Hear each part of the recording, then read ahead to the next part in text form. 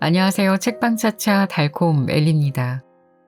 오늘 여러분과 함께할 책은 글은 어떻게 삶이 되는가입니다. 저는 일주일에 최소 2권의 책을 읽습니다. 그런데 글을 쓰는 건 드문 일인 것 같네요. 고작 해야 SNS나 이메일을 작성하는 정도가 다니까 말이죠. 변명을 하자면 글쓰기에 대한 자신이 없습니다. 무슨 이야기를 어떻게 시작해야 할지 난감하거든요. 이 책은 저 같은 사람들이나 본격적으로 책을 내기 위해 글을 쓰려는 분들에게까지 모두 도움이 되는 내용으로 가득 차 있습니다. 딱딱하게 글쓰기의 노하우만을 전하는 것이 아니라 제목에서처럼 글쓰기와 삶이 어떻게 동시에 이어져 나가는지, 글쓰기를 통해 삶을 대하는 태도에 대해서까지 이야기하고 있죠. 작가는 80여 권의 책을 집필한 대단한 필력을 가지고 있습니다. 그가 쉽게 풀어서 우리 모두에게 전하는 메시지들을 오늘 전해드려 볼까 합니다. 자, 그럼 오늘의 책, 글은 어떻게 삶이 되는가? 지금부터 시작해 볼까요?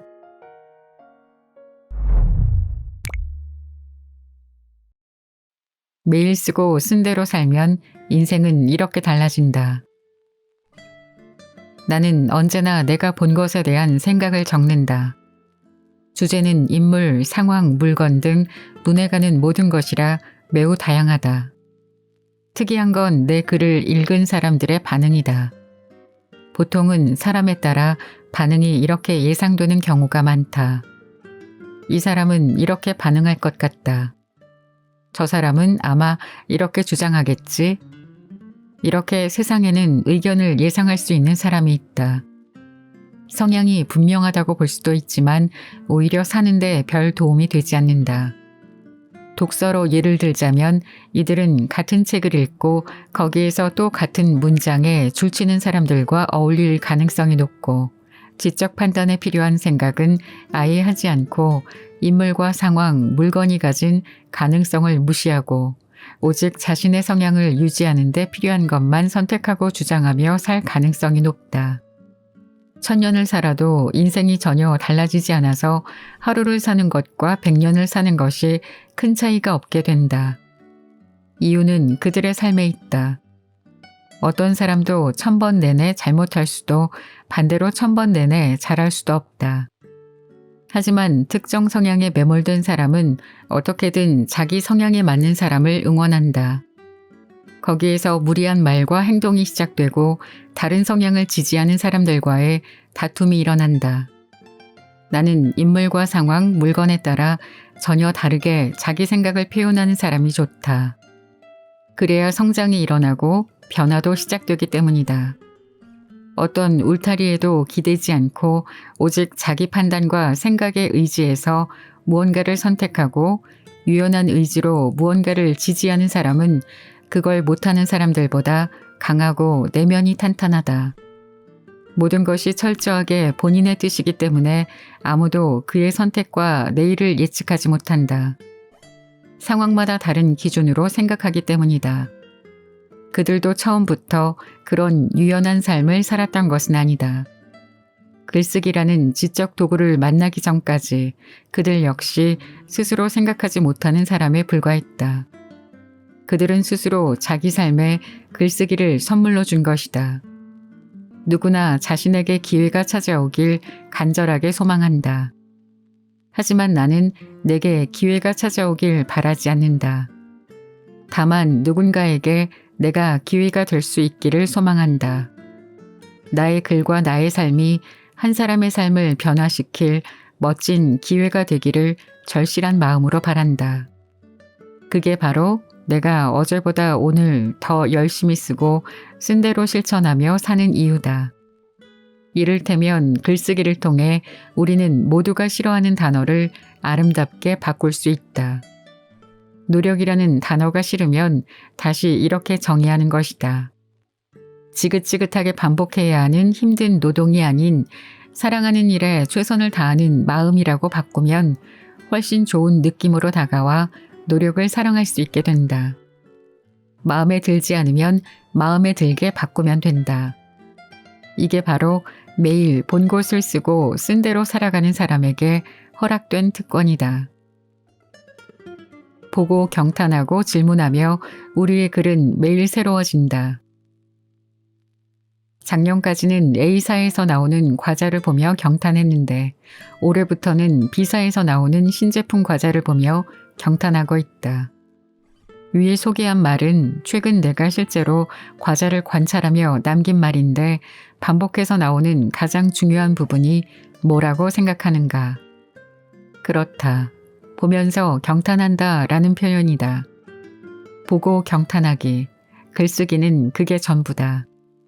사소한 것도 놓치지 않고 위대한 시선으로 바라보는 자세가 필요하다. 그래서 이때 중요한 건 겨우 과자를 보며 그런 생각까지 해야 하나? 라는 틀에 갇히지 않는 것이다. 세상의 겨우와 사소한이라는 표현으로 부를 수 있는 창조물은 없다. 모든 존재하는 것들에는 빛나는 부분이 있기 때문이다. 그렇게 느껴지지 않는다면 그건 대상의 잘못이 아니라 아직 빛을 발견하지 못한 당신의 잘못일 가능성이 높다. 글쓰기의 수준은 그 빛나는 부분을 누가 더 자주 그리고 깊게 볼 수 있느냐가 결정한다. 결코 어려운 게 아니다. 현실 안에 녹아든 수많은 질문과 영혼을 바라볼 수 있다면 모두가 가질 수 있는 태도다. 다시 앞으로 돌아가서 위에 소개한 과자처럼 근사한 아이디어가 빛나는 제품을 보면 바로 이런 생각을 한다. 이 회사에 빛나는 몇몇 인재가 들어왔구나. 대체 어떤 생각을 가진 직원들일까? 앞으로 또 어떤 획기적인 제품을 출시할까? 비록 그들을 현실 세계에서 직접 만날 수는 없지만 이런 다양한 질문을 통해 24시간 내내 그들과 상상의 대화를 즐긴다. 어디에서 무엇을 하던 사람들일까? 평소에 어떤 생각을 하면서 살고 있을까? 그들에게 과자란 어떤 의미일까? 여기에서 시작한 생각은 이렇게 연결되며 내 멈춘 정신을 깨우고 글을 쓰게 만든다. 가장 처음 이런 생각은 어떻게 하게 된 걸까? 누구나 한 번은 해봤던 생각을 실천에 옮기려고 그들은 얼마나 많은 반대에 부딪히며 고민했을까? 아무도 풀지 못한 문제를 해결하는 방법은 어떤 방식의 사색으로 가능했을까? 이제 내 생각은 조금 더 실질적인 부분으로 들어간다. 그래도 과자 부분인 줄기를 조금은 남겨야 초콜릿과 함께 씹는 맛이 좋아진다는 의견에 그들은 어떤 과정과 결과로 자신의 생각을 증명했을까? 힘든 시간을 견딘 본질적인 힘은 어디에 있을까? 그리고 언제나 그렇듯 질문은 내게로 연결된다. 창의적인 아이디어는 어떻게 근사한 결과로 나오는가? 나는 여기에서 무엇을 배울 수 있나? 그걸 한 줄로 압축하면 뭐라고 표현할 수 있나? 요즘 쓰는 원고에 그 한 줄을 연결하려면 어떤 시각과 과정이 필요한가? 그렇게 해서 나온 글은 세상에 필요한 것인가? 쓸모를 더 강하게 키우려면 어떻게 해야 하나? 세상에 완전히 새로운 생각은 존재하지 않는다. 먼저 다양한 영역에서 빛나는 것들에 경탄한 후 부정적인 생각을 지운 비판적 시선으로 창조한 시공간을 초월한 질문을 비가 쏟아지듯 던져야 한다. 먼저 길을 떠난 누군가가 있어서 우리는 늘 새로움을 추구할 수 있고 그 삶의 끝없는 반복을 통해 깊어질 수 있다. 창조의 세계는 지능과 재능이 아니라 반복적인 시도가 가장 중요하다. 세상에 성공을 완전히 직감하면서 무언가를 시도하는 경우는 별로 없다. 중요한 건 바로 이 정신이다. 자꾸 시도하다 보면 실수로라도 멋진 게 나온다. 시도가 곧 당신의 창조성이다. 그래서 내게는 이런 루틴이 하나 있다. 바로 3번 생각하고 쓰기인데 간단하게 설명하면 이렇다. 여러분도 내 방식을 그대로 받아들인다면 보고 경탄하고 쓰는 나날을 경험할 수 있게 될 것이다. 나는 무언가를 쓰고 싶다는 생각이 들면 본격적으로 앉아서 쓰기 전에 쓰고 싶은 주제에 대해서 생각한다. 오랫동안 생각해서 쓸 이야기가 떠오르면 그걸 그대로 글로 옮기지 않고 다시 그 이야기에 대해서 깊이 생각한다. 그렇게 3번 생각한 것을 마침내 글로 쓴다. 생각하는 과정은 짧으면 몇 분에 끝나지만 때로는 몇 년이라는 기간이 필요할 때도 있다. 단순히 기간이 중요한 것이 아니라 생각한 문제가 풀려야 끝난 것이기 때문이다. 어떤 걸로 유혹해도 풀리지 않으면 쓸 수 없다. 글은 자신을, 읽은 사람을 생각하게 만들어야 한다. 그래야 비로소 살아있는 글이라 할 수 있다. 쓰는 사람은 더욱 여러 번 생각해야 한다. 그래야 보고 경탄한 것을 글로 매일 새롭게 전할 수 있다. 반복해서 생각하라. 생각하지 않고 쓴 글로는 읽는 사람을 생각하게 할 수 없으니까. 뭘 써도 기대 이상의 결과를 내는 글쓰기는 무엇이 다른가? 아무리 애를 써도 일이 뜻대로 잘 되지 않는 사람들과 반대로 노력한 만큼 혹은 그 이상의 성과를 내는 사람들 사이에는 어떤 노력으로도 넘지 못할 언어의 벽이 있다. 어떤 방법을 써도 잘 안 되는 사람들은 그간 분투하며 만든 콘텐츠를 세상에 내놓으며 이렇게 말한다. 그대가 콘텐츠에 담은 내 마음을 부디 알아주길. 고상하다고 생각할 수도 있다. 그러나 이런 방식의 글을 쓰는 사람은 원하는 결과를 내기 어렵다. 반대로 늘 노력한 것 이상으로 성과를 내는 사람의 언어는 다르다. 그들의 언어를 섬세하게 감상해보라. 내가 그대들이 바라는 마음을 콘텐츠에 잘 담았길. 차이가 느껴지는가? 한번 차이가 느껴질 때까지 관찰해보라. 여기에서도 이걸 이해하는 사람과 이해하지 못하는 사람으로 나뉠 가능성이 매우 높다. 안타깝게도 앞서 언급한 뭘 해도 잘 안 되는 사람들은 대부분이 차이를 발견하지 못한다. 그래서 모든 나쁜 것은 악순환이 되어 삶을 자꾸만 망친다. 하지만 그럴수록 더욱 치열한 마음으로 이 글을 읽자. 어디에서 차이가 나는지 지금부터 설명하겠다. 결국 되는 사람과 안 되는 사람의 차이는 언어에서 비롯된다. 만약 당신이 컨텐츠 자체로 의미가 있으니 아무도 알아주지 않아도 괜찮다면 상관없지만 혼자 방에서 진지하게 왜 내 콘텐츠는 반응이 없지? 라는 고민을 하고 있다면 내 말에 귀를 기울이길 바란다. 그대가 콘텐츠에 담은 내 마음을 부디 알아주길. 이렇게 말하는 사람들은 하는 일이 제대로 되지 않을 가능성이 높다. 소비자를 생각하지 않고 혼자만 열심히 했기 때문이다. 하지만 이 생각은 전혀 다르다. 내가 그대들이 바라는 마음을 콘텐츠에 잘 담았길. 혼자만 열심히 하는 게 아니라 방향을 잡고 철저하게 소비자의 마음을 이해한 상태에서 최선을 다했기에 전혀 다른 결과를 기대할 수 있게 된다. 중요한 건 그가 만든 콘텐츠, 즉 글에 사람이 들어있다는 사실이다. 이 내용을 글쓰기로 변주해서 하는 것 이상의 결과를 내고 싶다면 다음 3가지를 꼭 기억하면 된다. 1. 당신 이야기는 당신만 재밌다. 2. 당신의 자서전은 가족도 읽지 않는다. 3. 당신에 대해서 알고 싶은 사람은 별로 없다. 당신이 글을 써서 어떤 콘텐츠를 제공하는 사람이든 그걸 즐겁게 오랫동안 하고 싶다면 나를 알아주길 바라는 마음에서 벗어나 수많은 그들의 마음을 먼저 헤아려야 한다.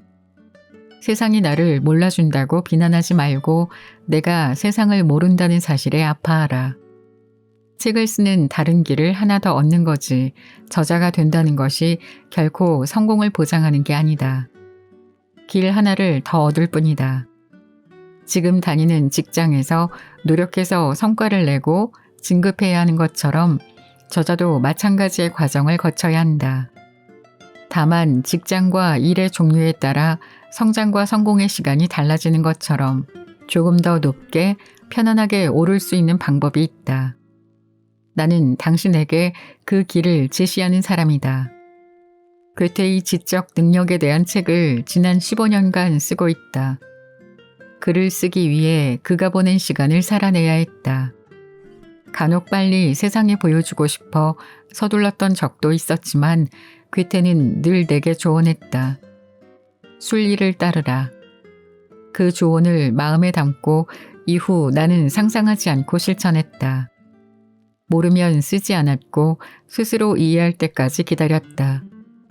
여러분도 그 마음을 담고 자신이 쓴 글을 읽고 삶을 바꿀 독자를 생생하게 상상하길 바란다.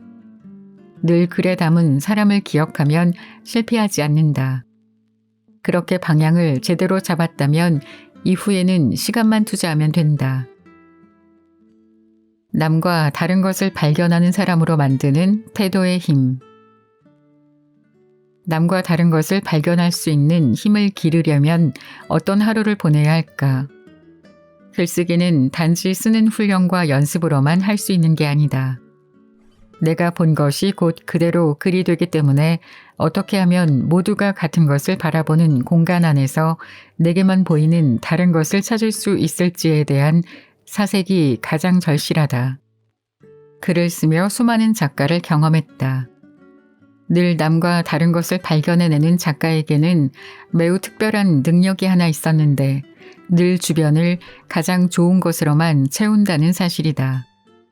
좋은 감정과 사람, 좋은 시선과 마음으로 주변을 채우면 그 사람의 하루 역시 좋은 소식만 들리게 된다. 그리고 그렇게 온 좋은 소식은 그 사람에게 같은 공간에서도 다른 것을 발견할 수 있는 능력을 준다. 늘 더 좋은 것을 찾으려는 삶의 태도가 늘 새로운 것을 전해주기 때문이다. 다음에 제시하는 삶의 태도를 당신의 것으로 만들어보라. 그럼 인생이 앞서 말한 것처럼 좋은 것들로 채워지며 동시에 같은 공간에서도 다른 것을 찾아내는 능력도 갖게 될 것이다. 생각할 수 있는 지점을 8개로 구분해서 정리했으니 각 단계마다 멈춰서 생각하는 시간을 꼭 가져보라. 1단계. 부정적인 사람이 9명 있는 곳에서 1명의 긍정적인 사람이 그 공간의 분위기를 긍정적으로 바꾸는 게 과연 말처럼 쉬울까? 2단계. 부정의 기운은 1대1로 붙어도 긍정을 단숨에 이길 정도로 강해서 9대1이라면 짧은 시간에 긍정적인 사람도 부정적으로 바뀔 가능성이 매우 높다. 당신에게도 그런 경험이 있는가? 3단계. 이미 자신의 인생이 스스로 망했다고 생각하는 사람이 가장 위험하다. 그들은 모든 불행을 남의 탓으로 돌릴 준비를 마친 상태이기 때문이다. 당신 주변에 그런 사람이 있는가? 4단계. 물론 그들을 돕고 싶다는 마음은 충분히 이해한다. 하지만 그건 높은 의식 수준의 보유자가 아닌 이상 해결하기 힘든 문제다. 앞서 이번에서 잘 확인했듯 말이다. 당신의 의식 수준은 어느 정도인가? 5단계. 주변 사람을 잘 관리해야 한다. 인연을 맺을 때 언제나 신중해야 하며 본인 스스로도 직장이나 각종 장소에서 불평을 하거나 부정적인 말을 자제해야 한다. 당신의 하루는 어떤 언어로 채워져 있는가? 6단계. 삶의 계획이 분명하게 서 있는 사람을 자주 만나서 서로 좋은 에너지를 주고받는 게 좋다. 무엇이든 좋은 면을 보려는 사람을 만나 서로 좋은 것을 교환하라. 당신에게는 생각만 해도 좋은 기운이 느껴지는 사람이 얼마나 있는가? 7단계.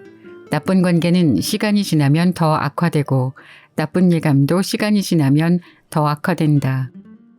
시간이 지나면 좋아지겠지라는 생각은 언제나 우리에게 실망만 주지 않았는가? 시간이 온갖 부정적인 이슈를 지울 수 있다고 생각하나? 8단계. 처음부터 좋아야 끝도 좋다. 시작부터 좋은 사람을 만나라. 숫자는 중요하지 않다. 사랑하는 사람이 준 마음이 깃든 편지는 아무리 되풀이해서 읽어도 실증나지 않는다. 당신의 주변은 무엇으로 채워져 있나? 잡혀가는 삶과 존경받는 삶의 결정적인 차이. 유능한 예술가는 모방하고 위대한 예술가는 훔친다. 수많은 사람이 알고 있듯 위대한 예술가 피카소가 남긴 말이다. 언제 읽어도 정말 멋진 표현이다. 그런데 하루는 이런 생각을 해봤다. 과연 이 말을 실천하며 사는 사람이 몇이나 있을까? 위대한 예술가의 삶이 좋다는 것은 알지만 실제로 그렇게 사는 사람이 적은 이유는 이 질문에 답하지 못해서 그렇다. 모방과 훔치는 삶의 차이는 어떻게 설명할 수 있을까? 무엇이 모방이고 또 무엇이 훔치는 걸까? 여러분은 어떻게 생각하는가? 간단하게 말하자면 모방이란 무언가를 만들기는 했지만 여전히 타인의 작품으로 남아있는 수준을 말하며 훔친다는 것은 온전히 나만의 방식으로 창조했다는 것을 말한다. 글로 다시 예를 들면 이렇다. 물 들어올 때 노를 저어라 라는 말이 있다. 이 글에 매우 단순한 변화만 줘서 이렇게 쓰면 표절이다. 물이 들어올 때는 꼭 노를 저으세요. 그러나 이렇게 쓰면 완벽하게 소화해서 훔친 것이 된다. 내가 노를 저을 때 물이 들어오면 얼마나 좋을까? 어떤가?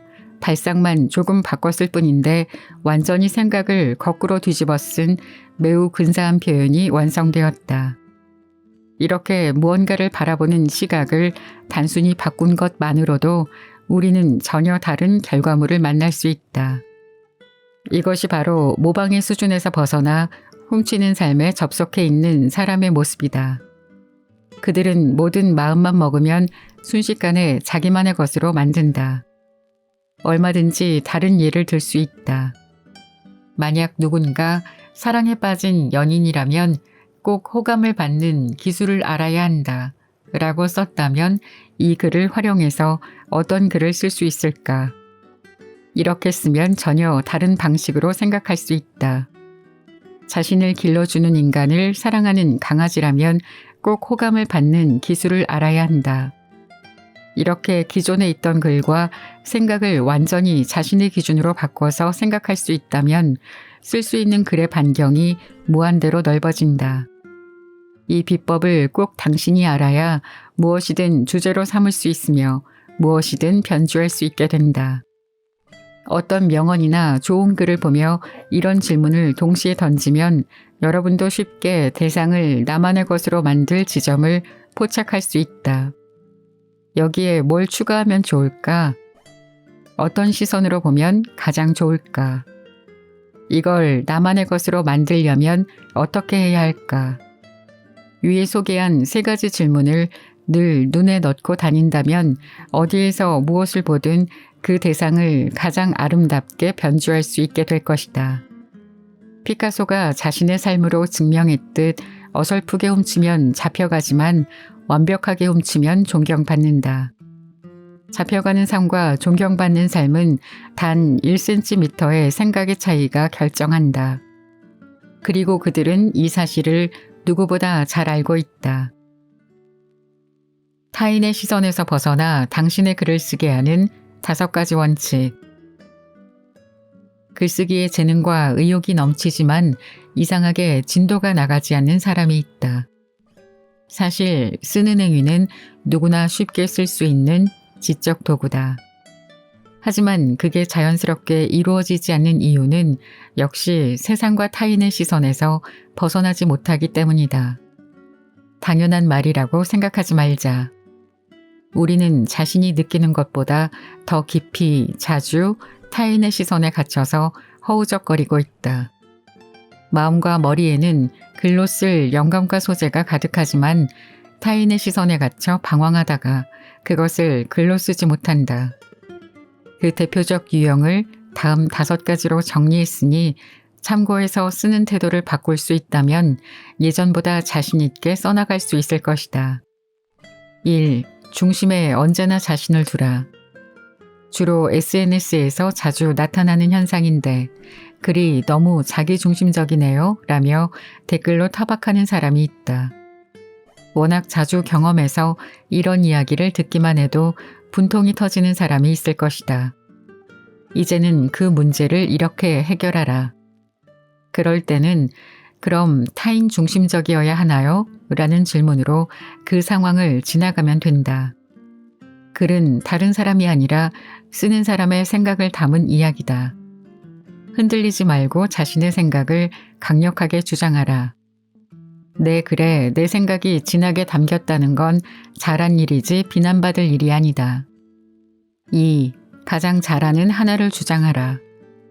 다음으로 자주 나오는 것 중 하나는 바로 이것이다. 너무 하나만 집중적으로 주장하시네요. 그럴 때는 그럼 꼭 2개 이상을 주장해야 하나요? 라는 질문으로 그 상황을 지나가면 된다. 우리가 글을 쓸 수 있는 이유는 그 하나의 대상과 상황에 대해 잘 알기 때문이다. 왜 잘 모르는 것까지 주장해야 하나? 하나를 누구보다 잘 알고 있어서 그 하나에 대해서 쓸 수 있다는 사실을 잊지 말자. 3. 모두가 만족하는 글은 없다. 이것도 정말 자주 나오는 반발 중 하나다. 너무 편파적이네요. 다른 사람들의 다양성을 인정해 주세요. 그들의 공통점은 그 사람도 역시 나의 다양성을 인정하지 않았다는 것이며 그 이유는 그 댓글이 반발을 위한 반발에서 나온 생각이기 때문이다. 그럴 때는 나의 다양성은 왜 인정하지 않나요? 라는 질문으로 지나가면 간단하다. 다양성은 갑자기 하늘에서 뚝 떨어지는 것이 아니다. 한 사람의 의견을 존중하는 것이 바로 다양성의 시작이다. 4. 가장 좋은 것을 보라. 에이, 그런데 다 그런 건 아니죠. 라는 말과 글로 상대의 의견을 묵살하는 사람이 있다. 그들의 말에 신경을 쓰면 글을 아예 쓰지 못하게 된다. 그럴 때는 세상에 100% 적용되는 말이 있나요? 라는 질문으로 지나가면 된다.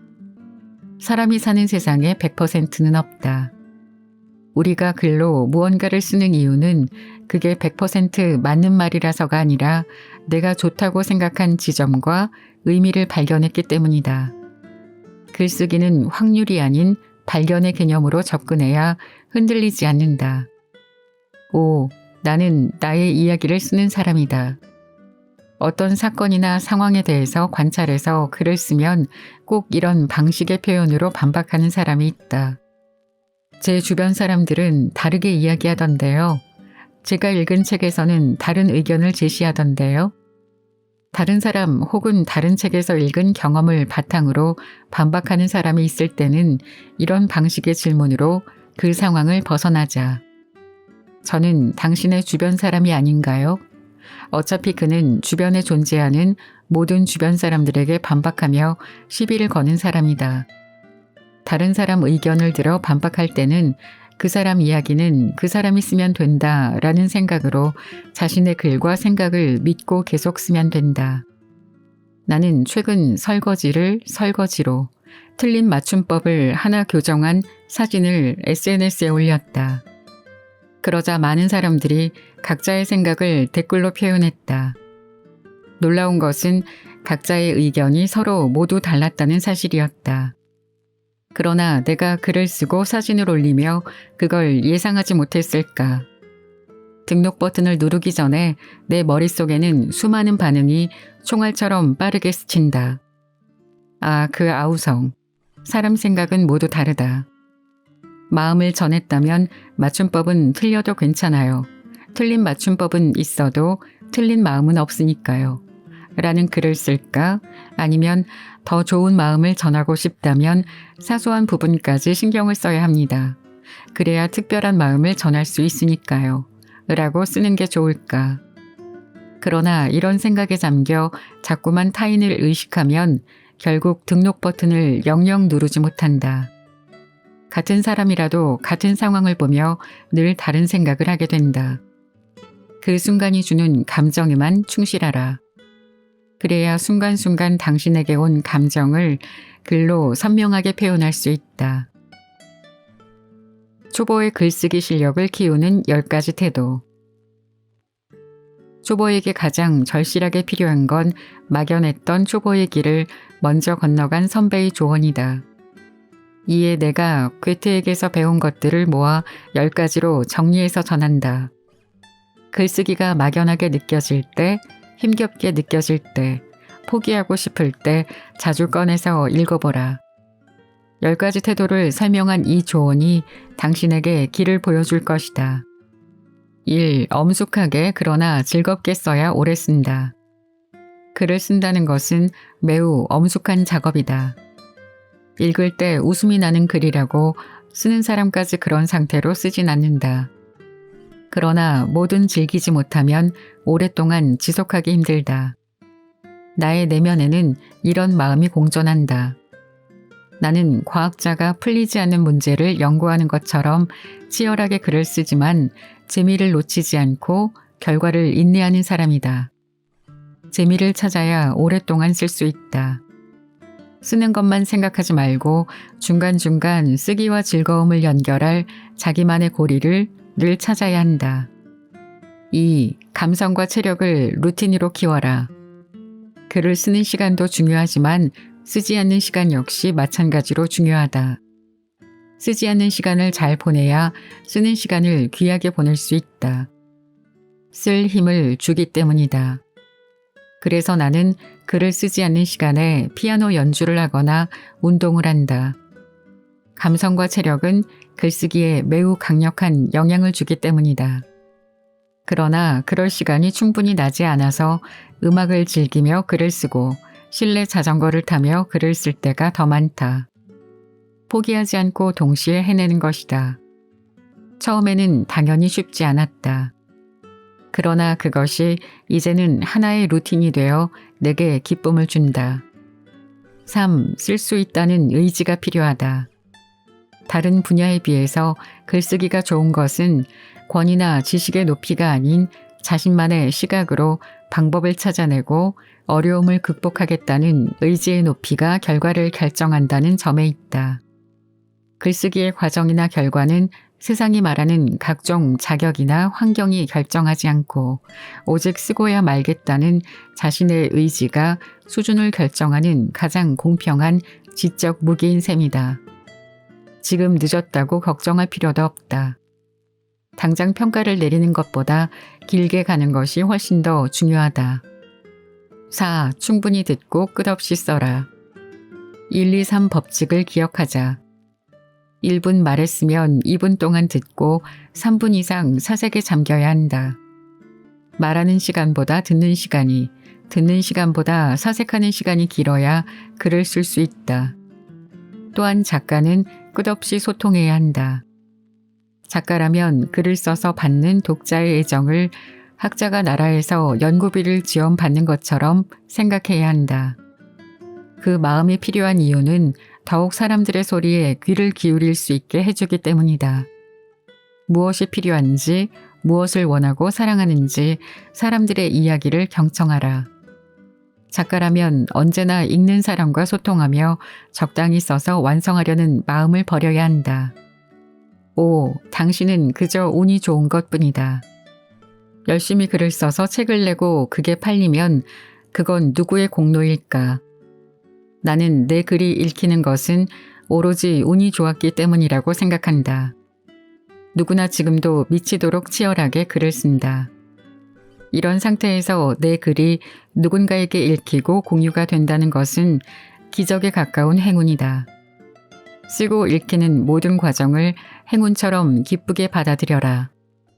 그것은 내가 특별한 존재라는 것이 아니라 특별한 기회를 만났다는 사실을 의미할 뿐이다. 6.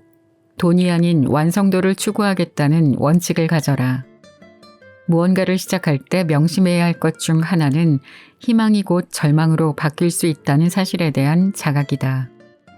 앞서 한번 언급했지만 나는 이미 원고지 1000매의 분량에 그러니까 단행본 한 권을 낼 수 있는 글을 썼지만 세상에 내놓지 않고 잠재우고 있는 원고가 5개가 넘게 있다.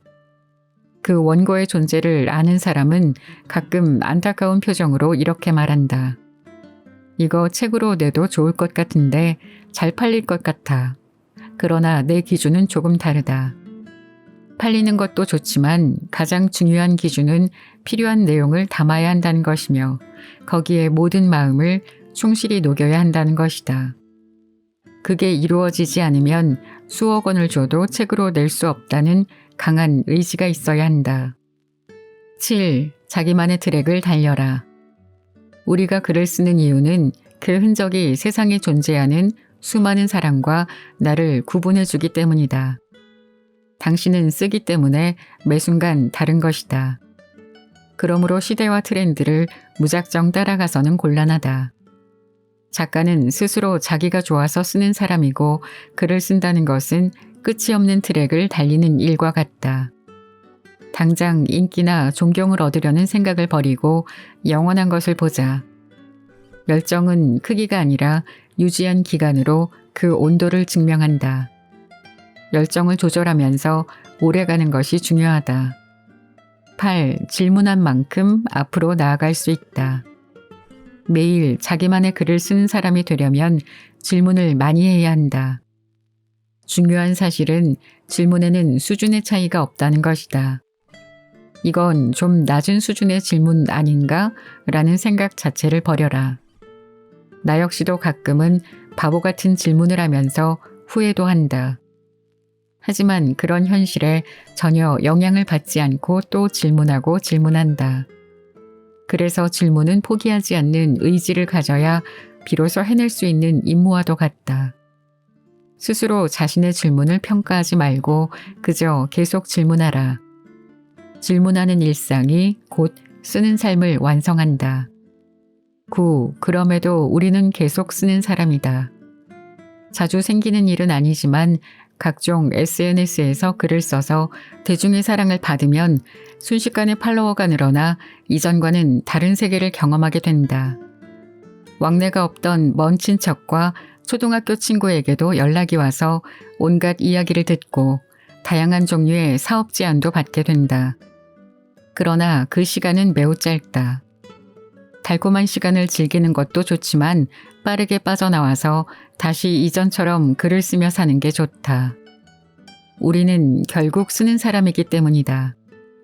좋은 반응을 얻어서 내 글을 아끼는 사람을 만나는 것도 좋지만 그 마음을 간직하며 꾸준히 쓰는 루틴 자체가 더 소중한 본질임을 잊지 말아야 한다. 10. 글쓰기는 스스로 자신에게 시킨 일이라 소중하다. 내가 낸 책들은 평균 3년 이상 쓴 원고에서 탄생한다. 2023년 기준으로 80권이나 낼 수 있었던 이유는 동시에 5권 이상의 책을 번갈아 가면서 쓰기 때문이다. 작가에게 필요한 것은 집념이다. 스스로 만족할 수 없다면 책으로 낼 수 없다는 강한 의지가 필요하다. 책을 내는 게 아니라 쓰는 과정에 모든 목적을 집중하라. 나는 스스로 좋아서 글을 쓰고 사색을 연구하는 사람이다.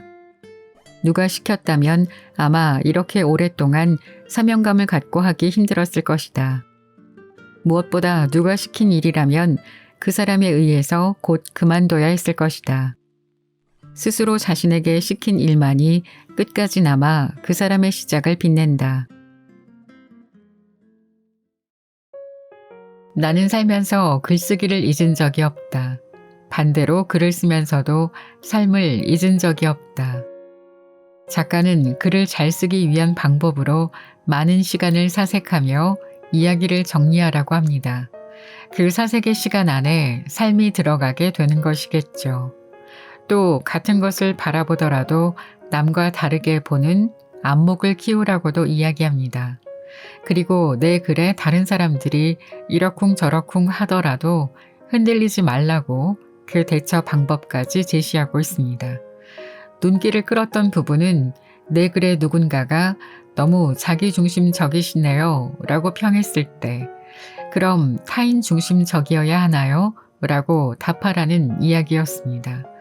결국 글은 내 색깔이 충분히 녹여놔야 나만의 글이 되고 그래야 좋은 글이 될 수 있겠죠. 요즘 예전에 비해 여러 루트로 자신의 책을 발매하는 방법들이 생겨나고 있죠.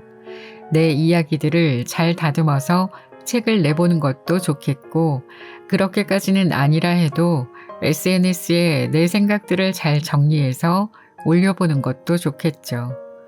글쓰기만이 아닌 삶에 대한 조언이 담겨 있어 더욱 좋았던 책. 오늘은 글은 어떻게 삶이 되는가를 소개해드렸습니다. 지금까지 책방차차 달콤 엘리였습니다. 감사합니다.